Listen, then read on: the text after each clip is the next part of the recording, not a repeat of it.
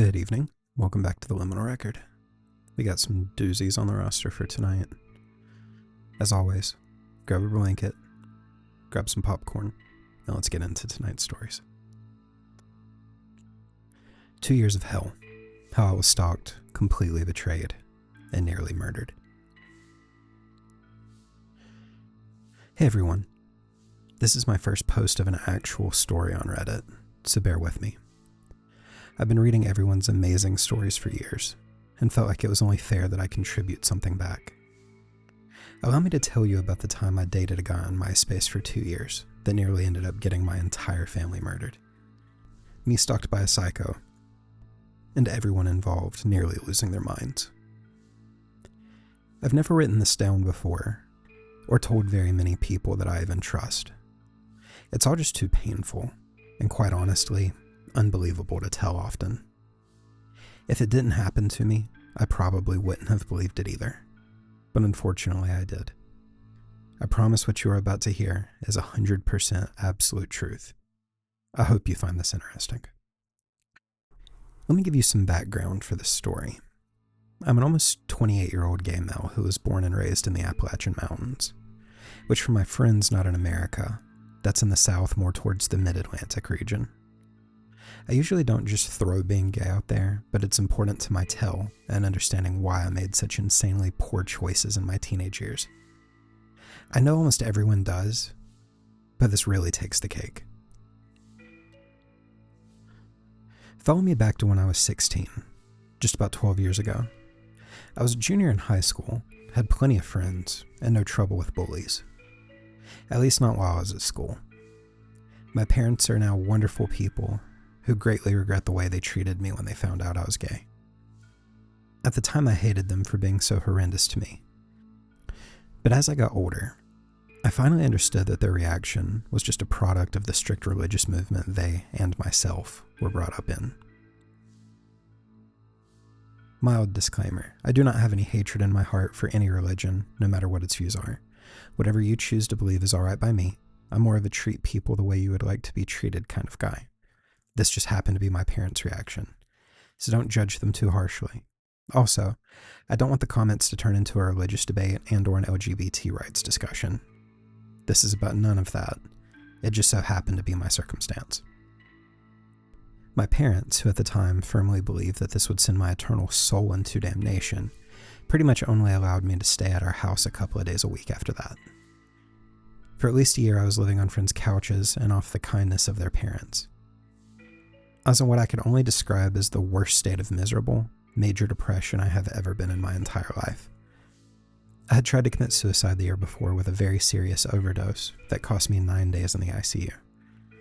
I should have died, but your liver is an amazing thing, and it started to regenerate on its own. A year to the day after that, literally to the day, the first guy I ever fell in love with was killed in a tragic car accident. My parents had zero sympathy for my feelings. They were the immoral feelings of their blasphemous son, so they didn't count, I guess. I remember coming back home from his funeral that night, my father asking me, "Why are you so upset? Were you a F-word with that boy or something?" I didn't even respond. I just walked right past him and straight into my room, where I proceeded to cry myself to sleep. Again, don't judge them too harshly. They were different people back then. Needless to say, this sent me completely spiraling downward in the worst way possible. Drugs, alcohol, you name it. I did it. Anything to stay numb and keep myself from feeling the immense amounts of pain I was emotionally in every day. To have your situation go from a year before seeing your father cry for the first time as you lay dying in a hospital bed, to him spewing so much malice and hatred towards you. Let's just say it was enough to make anybody have a mental breakdown. I had friends who cared about me and loved me deeply. I don't know why it wasn't enough. It just wasn't. I felt like no one truly loved me or ever would. If my own parents couldn't, then what were my chances of finding a soulmate? Would I just be alone forever and miserable as I was then? At the time, and in my angsty teen mind, that's exactly what it felt like. Which finally brings us through my background and mindset leading into the pure, unadulterated hell that was soon to follow. In the midst of my deepest, darkest despair, the brightest idea anyone has ever had on this planet popped into my head. Well, if no one around here will ever love me, then I'll just go online and meet someone who will. Pure stroke of genius, right? It just made absolute biblical sense to me at the time. I felt like the only gay teen in the entire state, like the only person who really understood me was me, and only would ever be me. That in order to find someone to love me, I would have to search far and wide beyond the borders of the mountainous fortress I had resided in my entire life. Proud of myself for having such an ingenious idea, I immediately hopped on MySpace, which is Facebook for us old people, and spent the next hour making it as badass looking as I thought I could. You could customize just about everything on your profile, so of course mine had to accurately reflect all my emo feelings and the darkness in my soul. Word to the wise, and something I wish I realized back then. If you're trying to attract the darker things in society, you're probably going to get back exactly what you're sending out. I know I sure did. It all started out innocently enough. I clicked on one of my acquaintances' profiles for some reason. This guy on his top 8 just flew right out at me. His name was Jacob. He was gorgeous, dressed in all black, and that was pretty much all I needed to know at the time. I saw he was from Maryland, several hours away, but far enough to possibly not be like everyone else here. Far enough to hopefully have that exact kind of mentality that I was looking for in another human being. So I sent him a message, something to the effect of, "Hey, what's up? I saw you were on my friend's top 8 and I thought you were cute, so I figured I would say hello." I wasn't expecting a response. None whatsoever. He was gorgeous, and he seemed way too cool for me, so why in God's name would he message a guy like me back? And then it happened. Within a minute of me sending my message, I got one back, and it was from him. Not gonna lie, I exploded with joy on the inside. Something that I hadn't felt in years and years. It was just something like, "Hey, you're cute too. How are you?" But it was enough to send me over the moon. I felt alive again. But what I really felt was hope again. We talked the rest of the day and night. We talked about each other, how much life sucked, how bad we wanted away from our hometown and our lives. You know, the usual for teenage boys living in repression. I fell for him hard. Too hard. I mean, hook, line, and sinker hard. We chatted for maybe a week before he asked me out. I had no problem with dating online. That was the whole point of me doing in the first place, so I eagerly said yes. We'd only been dating for a week or so when he introduced me to the rest of his friends. I met his ex-boyfriend Zach and their best friend Josie, who I quickly became best friends with, along with about 10 other girls and guys. Josie was a cool chick, and she had known these guys for years, so who better than to give me all of the dirt on them? During the course of the next month, Josie and I became the closest friends out of everyone he introduced me to in what turned out to be a gang. They were mostly just a group of suburban white kids who called themselves the elites and just drank and smoked a lot of weed. I had heard some crazy stories here and there about them beating people up and some of them taking the gang thing way too seriously, but I didn't really think much about it. Josie and I had been talking on the phone every day, and we made a really genuine connection with each other. She had my sense of bizarre humor, she was extremely intelligent, and still liked to have a crazy good time on top of it all. During this period, Jacob and I were doing great, but there was one little problem. I had started to fall in love with his ex Zachary the more I talked to him. Jacob could be intense and at times violent when he was angry, from what I had heard. But on the other hand, Zachary was his complete opposite. He was too kind for his own good, an extremely caring guy, and he wrote the most beautiful piano music I had ever heard. Being a musician myself, French horn for 10 years, I was immediately endeared to this guy. The more and more time I spent online talking to Zachary, the less and less time I spent talking to Jacob. Eventually, Jacob kind of figured out what was going on, and to my shock, he let me know that he was cool with it and wished us the best. That's how about after 2 months with Jacob, I started dating his ex Zachary. This would be the guy I would date for the next 2 years, and with whom the worst times of my life would be spent. Josie was clearly thrilled for me. We still talked every day online and on the phone. Sometimes I talked to Zachary on the phone, but more often than not, we just kept our communication to AOL Instant Messenger. When we started dating was when everything started to collapse. Jacob, who initially said he was okay with everything, ended up exploding. He completely tore me a new one online, and then proceeded to go and kidnap my current boyfriend. Josie called me up, freaking me out, saying that he'd taken Zachary and nobody knew where they were. This clearly sent me reeling from shock. I guess all the rumors I had heard about Jacob were true, and now because of my actions, the guy I'm in love with is in danger. I quickly contacted some of the older guys in the gang and let them know what was going on. Their response was basically, "Oh, not again," which caught me off guard. Again? You mean this happens frequently? I talked to Chaz, the leader of this gang, while he sent some guys out to deal with Jacob and retrieve my boyfriend. He basically told me in a nutshell that Jacob has been and always will be obsessed with Zachary. But when he gets wasted or whatever, he goes cuckoo and then goes and sets out on some wild mission to kidnap and apparently violate my new boyfriend. I couldn't believe it. I mean, I was in complete and total shock, but apparently the situation was resolved easily, and he handed over my man without too much incident. He also received a healthy beating to remind Jacob that it is not nice to go around kidnapping people just because you can. This was the first, and certainly not the last incident I can remember, where the pattern I'm all too familiar with now would develop over the next several years.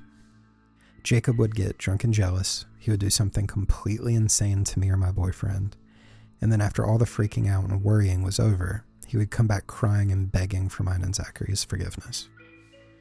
This became a weekly routine, and it began to wear me out mentally very quickly.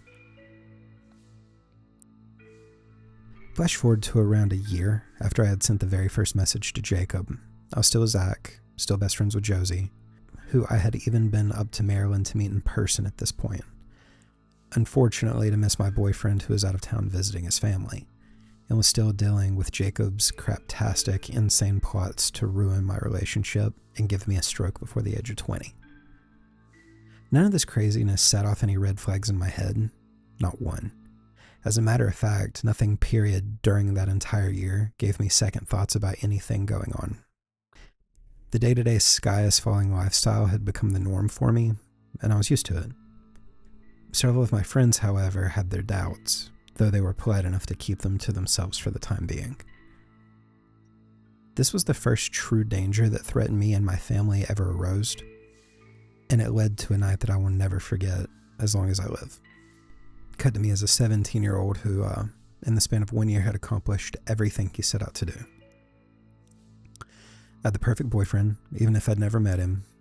Didn't care. I had an awesome new best friend in Josie. We'd hung out a few times at that point, and I adored her. And I had joined a group of my own in my hometown. My parents were going to throw me away just because of who I loved. Well, then I was going to throw away every single religious thing that I had ever been taught and go to the dark side. I became a Luciferian, otherwise known as a Satanist, and boy oh boy did I think I was a badass. Now when it comes to the coven that I joined in my hometown, that could fill an entirely different story in an entirely different subreddit. Maybe I'll post that sometime, but the point of telling you about them now was so you could understand what happened next. I received a call one night about midnight from Josie, who was beside herself. Very out of character for her. I mean, Zach had been kidnapped over 40 times in the past year and she hardly batted an eye, but this was different. She explained that Jacob had really outdone himself and lost his mind this time. He hired a guy from the elites named Sean to come down to my house and kill me and my mother, father, and younger sister. My sister is about 7.5 years younger than me, and from the day she was born I have always been fiercely protective of her. She was, and still is, my beautiful baby sister, and truly the only one in my household that loved me. When I heard that my ex had taken it so far as to hire a hitman to come after my family, I flew into what we would call around here a mountain rage. It didn't matter if someone simply came after me, but to target my precious sister, who had nothing to do with any of this, was the boiling point for me. And even though I despised my parents at the time, I'm still a Southerner, and when you mess with a Southerner's family, then all the crap you're fighting about goes out the window. Complete and total defense to the homestead mode kicked in. I asked Josie when he left Maryland, and she told me she found out that he'd been driving towards my house maybe an hour ago. And as soon as she found out, she called me. So that meant I had at most 6 hours to prepare, and at least probably 4 if he got a good head start. She informed me that Sean was a former Army guy. But got kicked out for failing several psych tests and being a complete sociopath in general. I'm not a big guy, and at the time I weighed less than I do now. I was 5'7" and maybe 130 pounds soaking wet, but my first thought didn't require much brute strength to beat back this attacker. I called up the coven leader, Brandon, who lived not even 10 minutes away, and explained the situation. I told him I needed to borrow his favorite toy, and I promised to bring it back in good condition with as little blood on it as possible. He agreed. About 30 minutes later, I was back home in my room, cleaning and loading an extremely nice over and under pump action shotgun. I called Josie back up and got the details on exactly what he and his cart looked like. Then around 4 a.m. I told her I would call her back and crept out to my front yard. Now, for people who had never been to my house, they always got where to park wrong. They always ended up in front of my house down a hill instead of on the driveway on the side. This little detail was stuck in my mind and probably saved my life. In the very front of my yard was a huge oak tree that was big enough for my skinny, girl jean-wearing emo self to hide behind. All I had to do was wait and hope he did exactly what I thought he would. I got lucky. He parked exactly on the opposite side of the big tree I was hiding behind. I heard a car door open and someone step outside of the vehicle, followed by the unmistakable cocking of a 9mm handgun. While that sound may have struck fear in the hearts of others, it absolutely enraged me, so I replied in kind with a sound of my own. As I stepped around the side of the tree, he was directly in front of his car, gun down by his side. In one motion, I simultaneously pumped a shell into the chamber of the shotgun and raised it directly level with his head, about 10 feet away from me. This caught him off guard, and completely by surprise. I didn't hesitate. I simply told him the God's honest truth. I said, "Buddy, you've got one of 2 options right now. Either you get back in your car, turn around, and drive straight back to Maryland without stopping, or you can so much flinch in my general direction and I'll splatter your brains across the great state of the state that I was in. You have 5 seconds to decide. What's it going to be?" I kid you not, the most sickly smile spreads across the psycho's face, and for a moment I thought we were about to reenact the movie Tombstone. Fortunately, he had much more of a sense of self-preservation than I thought someone who would just drive 8 hours to kill a family he never met would have. All he did was give a little chuckle and said, "You're a cool dude. I'll see you around." And then he walked backwards slowly, my gun following him.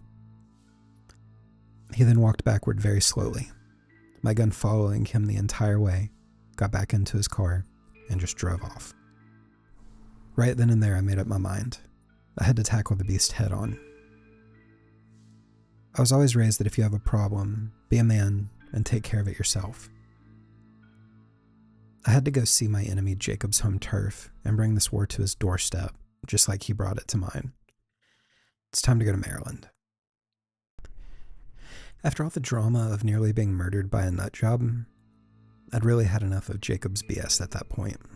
I got online, cussed him out until a fly wouldn't land on him, making a point to let him know that his little plan backfired. He wasn't dealing with some poor little boy that couldn't find for himself, and each and every crazy situation that evolved made me stronger as a person, if not a little more mentally disturbed every time. I told him he was going to regret the day that he ever crossed me and my boyfriend.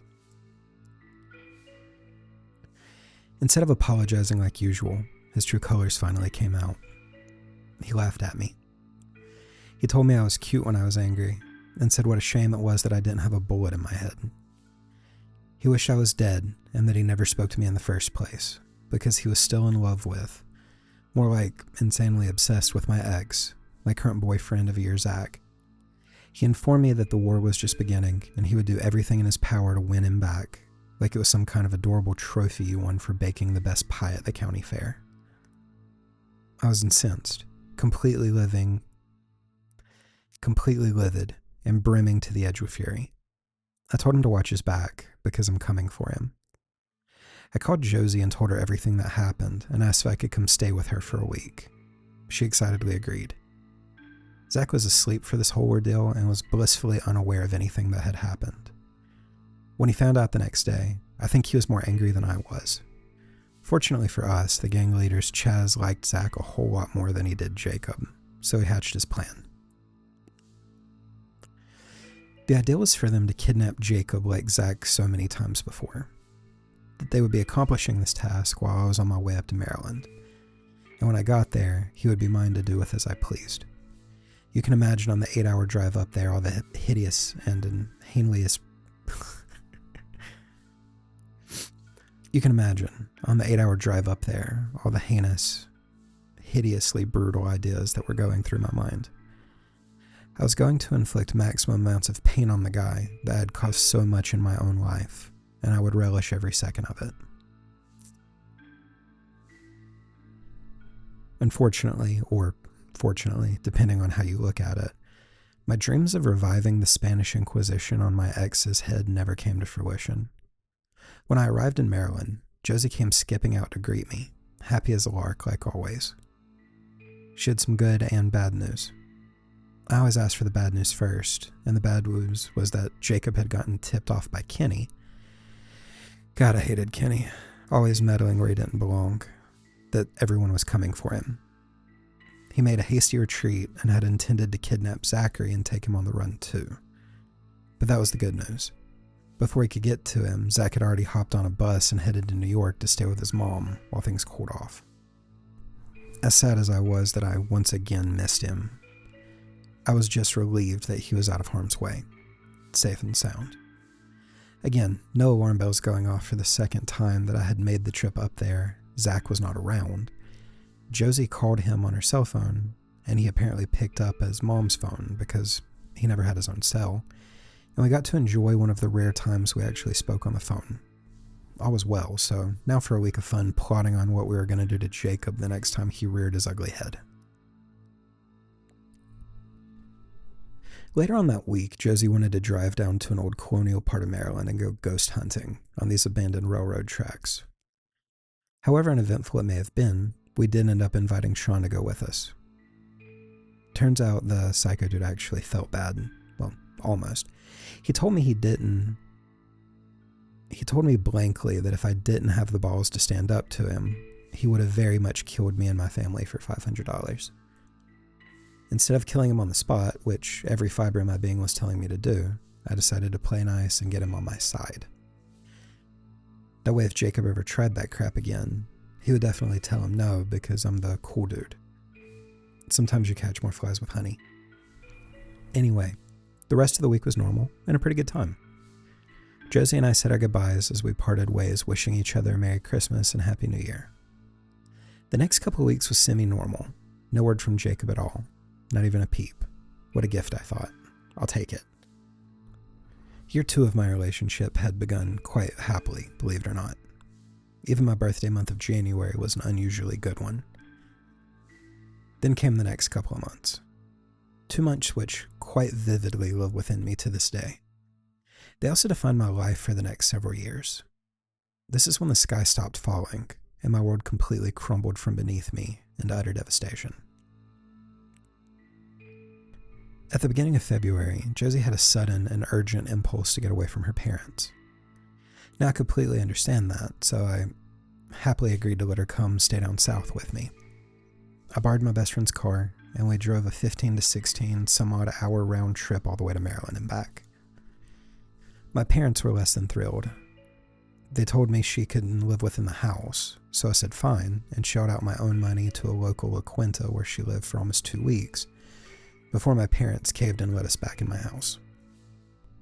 Now, I forgot to mention something extremely important earlier about my boyfriend Zach. He was very sick. Terminally ill, but we thought it wouldn't be for years.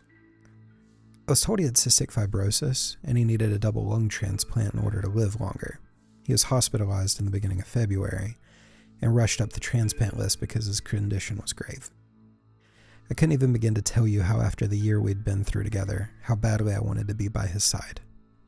Unfortunately, he was at a hospital in the part of the country that specializes in treating CF, and it was way too far to travel.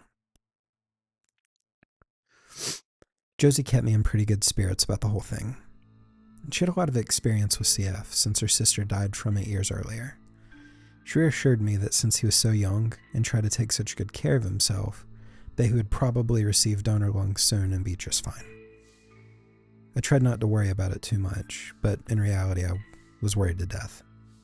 Losing him after getting him out of harm's way so many times before was not an option in my mind. How could we have overcome so much for him to only succumb to his disease? Zach and I talked constantly when he felt like it, and even though he was scared and alone, he said he felt like $1,000,000 knowing I was supporting him, no matter where I was. That made me feel wonderful being able to comfort him from so far away, and for a couple of weeks my comfort seemed to be doing the trick. Until one day. That day. My boyfriend suddenly died on February 14th, 2008. His lungs filled with fluid. He suffocated and died. There was nothing anyone could do. I was completely and totally lost. Josie broke the news, and I collapsed into the biggest mess you've ever seen. She was still living with me at the time, so she tried to console me as best as she could, while she was shedding her own tears at the loss of her best friend. That forever ruined Valentine's Day for me. To this day, it only reminds me of loss and death. You don't realize how fragile your heart truly is until you've experienced a loss like that. Little did I know that even worse moments in my life were about to occur. I was headed on a course for total destruction, and still blissfully unaware of the one person who had been driving this crazy train from day one. Skip forward to March, St. Patrick's Day to be exact. A little over a month since Zachary had passed. Josie had forcefully been returned to Maryland by her parents, saying as she practically ran away. I was off in La La Land of booze, drugs, and more pain than either of those could cover up. I was chilling with my Satanist posse, doing what normal American teenagers do on St. Paddy's Day. Pretending like we're Irish and testing the limits of alcohol poisoning. My alcohol tolerance back then was ridiculously high, so I'd already drank an inordinate amount when my phone rang. It was Josie. I slurred my words as something to the effect of, "Hey girl, what you doing?" came bumbling out of my mouth. I announced to the room that it was Josie, to which everyone replied, "Hey." She had lived with us for several months, and lover or hater, she'd become an honorary Southerner. The next words out of her mouth once again sent my head spinning off into space and my world into chaos. Zach's not dead. I stopped breathing for a moment, and when I caught my breath, I asked her to repeat that again. She did. Except this time she added the fact that his life had been in danger, blah, blah, blah. He had to hide it from me, blah, blah, blah. Jacob just had to think he was dead, whatever. I could literally feel my brain dripping out from my ears as my mind turned into mush, with every word out of her mouth. Then for the real kicker to my drunken mental meltdown, Zach got on the phone. Sure enough, it was his voice. He apologized for what he had to do. I apologized for what I was about to do, which was scream and yell my lungs out, throw my phone into a wall, smashing it into a million pieces, and then proceed to go from being super hammered to completely wasted. I drank everything that wasn't nailed down. Who knows what other drugs I did on top of that, because I don't remember. I was literally having a complete mental breakdown. The last strand of sanity in my brain just snapped. I did this for a couple more hours until I somehow drove back home, put on my work clothes, and tore out of the parking lot to go to my job in a city half an hour down the interstate, with people chasing me trying to stop me. I don't recall any of what happened next, but apparently this is what I did. I showed up to work, completely wasted, and got fired from a good job. I called my father, freaking out in the parking lot of that job. He realized I was drunk, told me to stay there, and he would come get me. I wish crazy drunk me would have listened. Instead of doing that, I started driving on the interstate again, not caring if I lived or died, and obviously not caring about anyone else. According to the police report, I was tearing down the interstate at about 130. I apparently hit 2 mile markers on the side of the road and blew both of my right-hand tires, but continued driving as sparks shooting 50 foot out of the back of my car. I took the exit to the hospital going that fast and spun out completely totaled what was left of my car. According to bystanders, I proceeded to exit my vehicle and run across the interstate towards the hospital with people chasing after me. Once I got into the ER doors, I heard the familiar whoop-whoop of a police cruiser. I was arrested for driving under the influence. I blew a .2 about 12 hours after I had my last drink. If I had blown a 2.1, I would have gotten a felony charge. That led to years of failed drug tests, violated probations, and ultimately a year in jail. After that, I decided enough was enough. These crazy people from Maryland and their insane concept of living could all go to hell as far as I was concerned. It had been nearly 2 years of torment, fear, and unimaginable pain. Worst of all, it was starting to cost me my mind and my freedom. I was done listening to Josie and ready to part, and ready to start listening to my actual friends in town who had been begging me to stay away from those people for a long time now. Some good friends set me down and started to tell me the inconsistencies in all of their stories over the last few years. At first I didn't want to listen, but then eventually there was too much evidence not to listen. I finally opened my ears and my mind to what was really going on. I decided to figure this out once and for all. I got on MySpace, Facebook, and every other social media I could think of. I typed in Josie's full name into the search bar of everyone. What I found to this day still makes me want to turn my stomach contents inside out.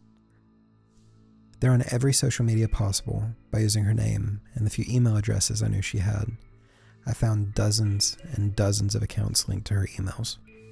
Duplicate after duplicate of Zachary's full name on accounts with pictures of her, and the same thing with Jacob and every single solitary other person in the supposed elites. That's when it finally, after years of denial and torment, it finally hit me like a railroad car full of bricks. She's every one of those people. She absolutely and unequivocally made up every single one of those people and has been pretending to be a dozen people for more than 2 years. As you can imagine, my jaw hit the floor. Thank God I had some close friends that were there to keep me from falling apart and help me find every fake profile she had ever created. I was dumbfounded.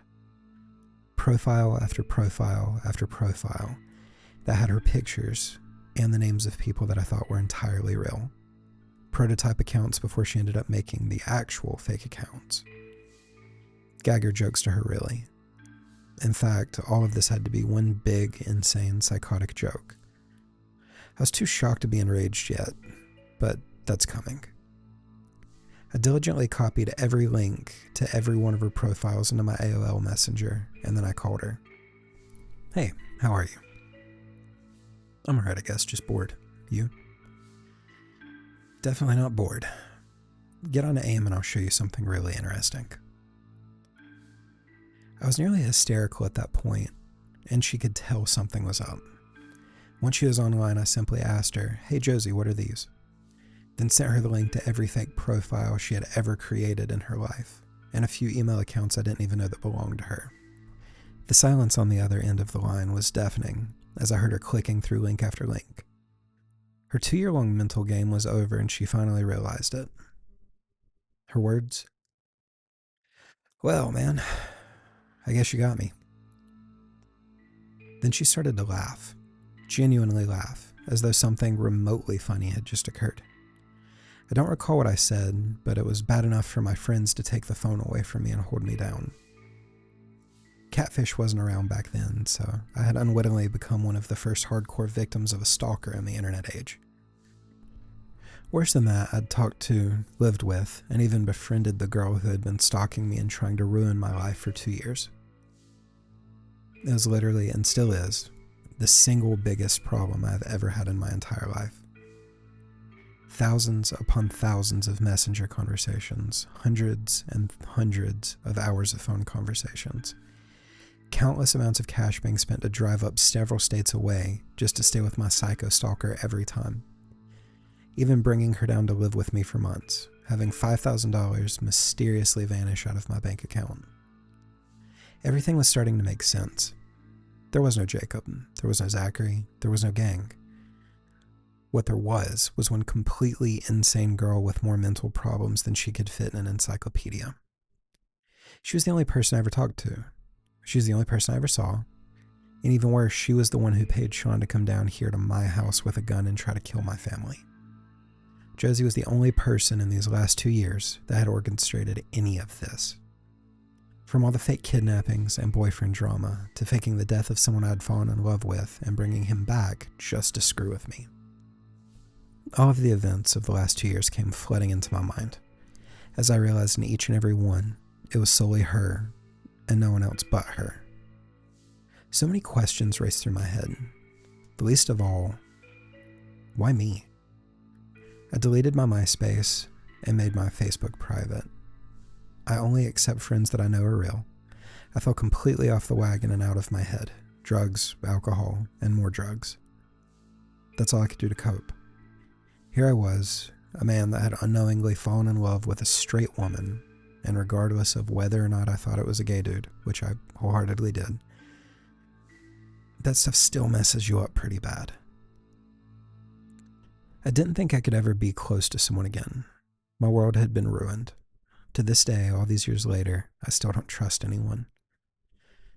I don't think I'll be able to trust again, and can you blame me? She came down here.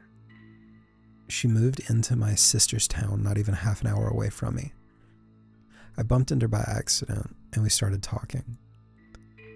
As much as I wanted to stomp her into a bloody pulp on the ground, you catch more flies with honey. I wanted answers. I deserved them. I told her I was trying to forgive her and that I needed answers to my questions in order to do so. I asked if she would sit down with me and tell me everything, and she reluctantly agreed. I politely informed her that this forgiveness was not for her, but for me, so I could stop holding on to and living in the past. I explained she nearly killed me. She ruined my life, and what she did was the most personal and horrific thing one human being can do to another, especially after I was so good to her. She was polite and let me get what I needed to off my chest.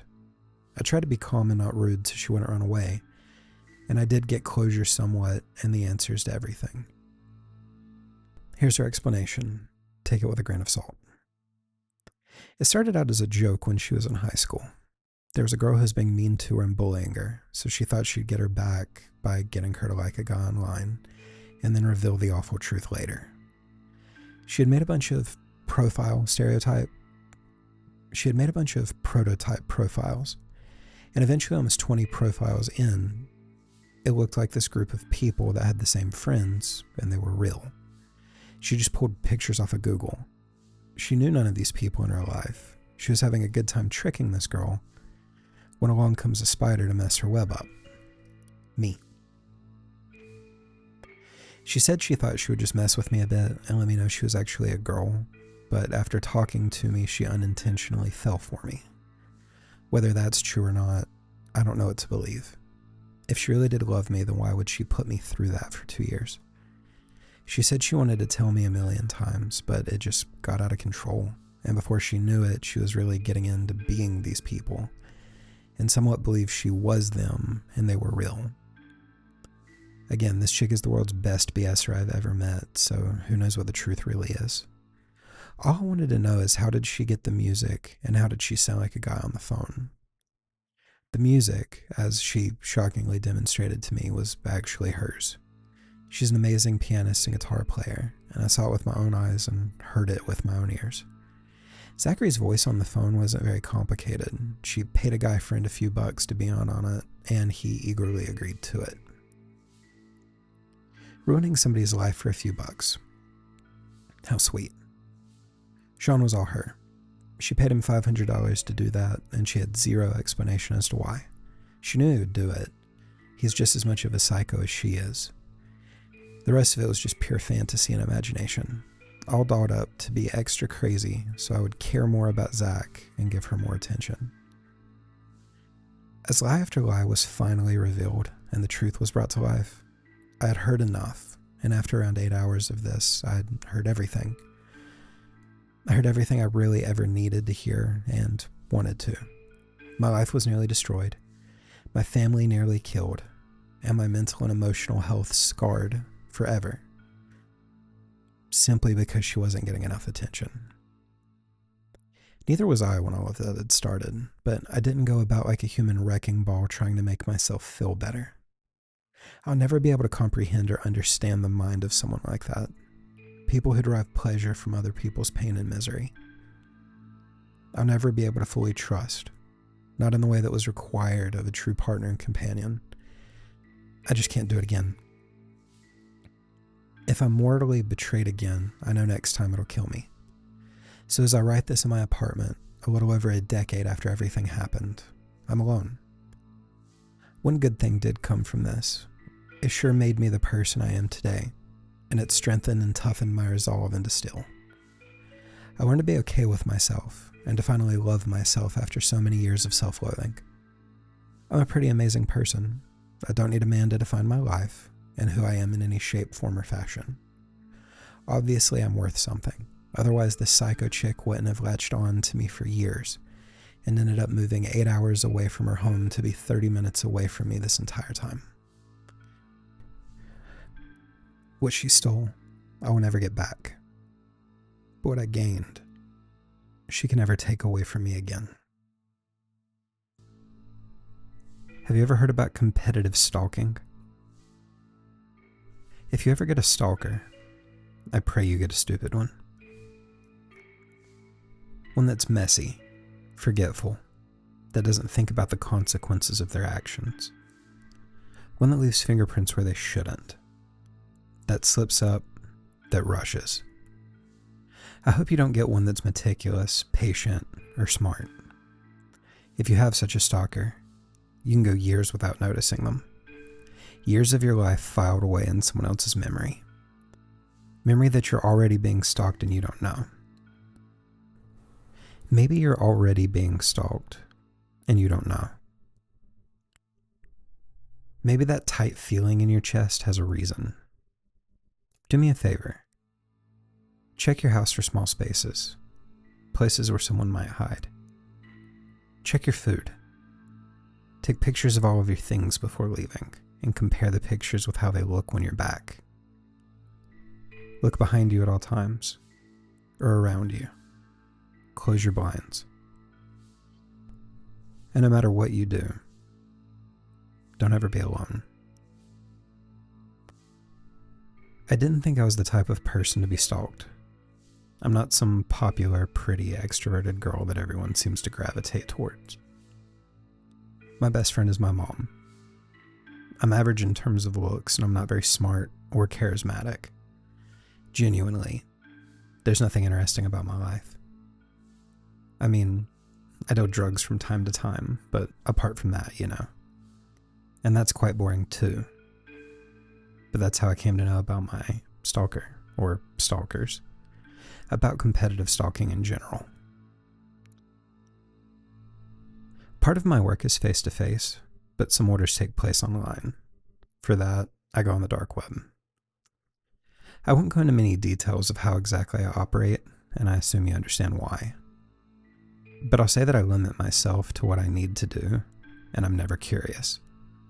I occasionally come across hitman ads, forums of pictures of sleeping people, but nothing too crazy. Competitive stalking. That was the purpose of the community I accidentally discovered. I won't say the exact name of the community or provide any way to gain access because I don't want to contribute to its popularity. But I basically came across threads and discussions where people were bragging about their conquests. One woman said, "I'm a woman and I love stalking men. It's just something that gives me power, I think. I've currently narrowed it down to these two people and I can't decide. It's like they're competing for my attention. No one ever suspects that it might actually be a woman who's after a man, and not the other way around, and that gets me hot. A reply says, "No way, you're stalking them too? I've been on to him since he was 22. He's hot and his life got infinitely better since I came. I suggest you leave him alone and turn to your other playboy. Do you even know anything about him? I know how long he showers, and what he enjoys, and how much money he has in his bank account. I know his medical history and his favorite shows." The reply again, "Please, the other day I was in his house. I watched him eat his dinner. I know, I saw you. Where were you?" Yeah, as if I'm gonna say. There were dozens of threads like that, exchanges between people stalking the same person, or just posts looking for validation and comments like "congrats" and "good job." I saw pictures of people in their own homes, naked, sleeping, even selfies sometimes. Pictures that look like they'd been taken from a crawl space or a closet or through peepholes. I saw some really perverted stuff too, but I won't get into details. One post says, "I'm in love with her. I even look after her kids, watch them at school. Sometimes I talk to them and I ask a lot of questions about mommy. Do you know how easy it would be for me to just take one?" That person was 100% anonymous and didn't offer any identifying details about the victim either. I kept scrolling though, unable to look away. The same morbid curiosity as when you're looking at a car accident. "Last night she made the best chili," one read. "Here's a picture of her underwears. Isn't that neat?" said another one. "I talk to her all the time. She has no idea it's me." It just kept going. It's not like she's too clean herself. You know, it's always the ones you least expect. She's this washed out junior in college who doesn't talk to anyone, and yet she deals. It's funny to see. That one caught me off guard. I watch her from her window all the time. It's funny when she cries herself to sleep. I managed to get in once, but I had to jump out the window because she came home. A reply came, "Wait, are you talking about blank?" That was my full government name. "Yeah, why?" "I'm in her house right now." I can't begin to describe how I felt in that moment, and I pray you never get to experience this. For a full minute, I didn't think at all. I just stared at the message until I brought myself to read the date. It was dated 3 days ago. Where had I been? I'd been home. Maybe they left. No one can stay in a crawl space for 3 days. I didn't even know I had a crawl space. I shot up from my desk and started pacing around the house, pulling furniture out and checking everything frantically. I finally took a good look inside my fridge and thought it might have been paranoia, but I swear it looked like someone had quietly lifted the lids off of my stuff and taken an almost unnoticeable amount out. I couldn't find a crawl space, and I went back to reading. "How'd you get in?" The response says, "I'm not telling you that. Maybe in time you'll become a professional like me. I go out all the time and stare at her when she's sleeping." The response said, "I don't believe you." I was skimming through the messages while dialing my mom. She picked up pretty quickly. "Are you okay, sweetie?" I told her, "Mom, I think someone is stalking me. I came across a website and there's some stalkers talking about me." There was a pause and she said, "What?" I see on the screen, I'm so good at doing what I'm doing, I hacked her phone and laptop and I can see her screens. Get in line. I froze, phone in hand. I swore I heard a faint scratch coming from the living room. Slow and careful, like nails testing wood. I thought, get out, talk later. As I was putting on my jacket, I glanced at the monitor one last time. My mom was panicking on the other end, asking me all kinds of questions I didn't know the answer to. And one last message caught my attention. "I don't care. You're just an observer, a watcher. I'm a player. I actually came in contact with her." I've been talking to her on the phone for months, and she thinks it's her mother.